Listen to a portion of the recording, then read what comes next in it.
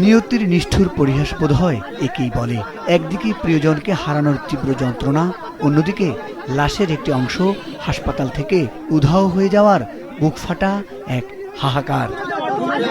কুষ্টিয়ার ইসলামী বিশ্ববিদ্যালয় থানার আবদালপুরে সড়ক দুর্ঘটনায় শিকার হন ৬০ ঊর্ধ্ব কৃষক হাশেম আলী।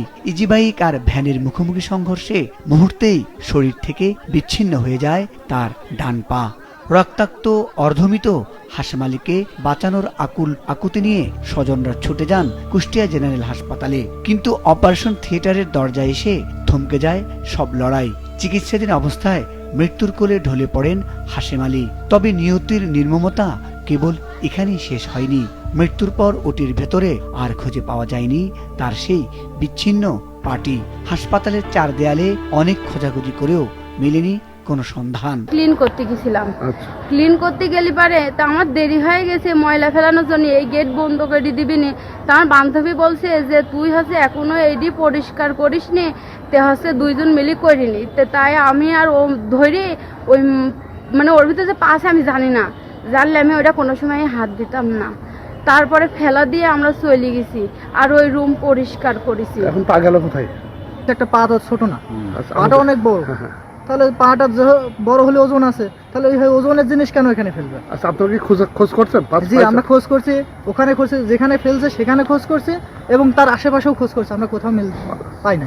পঙ্গুত্বের তীব্র কষ্ট নিয়ে যিনি চলে গেলেন ওপারে, তার নিঠুর দেহটাও শেষ পর্যন্ত পূর্ণতা পেল না। বিচ্ছিন্ন ডান পা ছাড়াই এক অপূর্ণ মরদেহ নিয়ে অশ্রুসিক্ত চোখে বাড়ির পথ ধরতে বাধ্য হয় পরিবার। হাসপাতাল কর্তৃপক্ষ বলছে পাটি তাদের স্বজনদের বুঝিয়ে দেওয়া হয়েছিল। তবে এমন দাবি অস্বীকার করে ঘটনার রহস্য উদ্ঘাটন ও বিচার চেয়েছেন নিহতের পরিবার। ভর্তি হওয়ার সাথে সাথে আমরা রোগীটা ওয়ার্ডে দিয়ে দিই এবং রোগীটার অবস্থা খুবই খারাপ অবস্থায় রোগীটা ভর্তি হয়েছিল। রোগীটার ডান পা হাঁটুর নিচ থেকে ওটা বিচ্ছিন্ন অবস্থায় ছিল। ওয়ার্ডে যাওয়ার পরে আমরা দ্রুত বিচ্ছিন্ন পাটা আমরা রোগীর একজন স্বজনকে বুঝিয়ে দিই যে এটা রোগীর বিচ্ছিন্ন পা, এটা যথাযথ তাদেরকে ব্যবস্থা গ্রহণ করতে হবে এবং এরপর আমরা আমাদের রোগী সুস্থতা নিয়ে রোগীর চিকিৎসা বিষয়ে ব্যস্ত হয়ে পড়ি।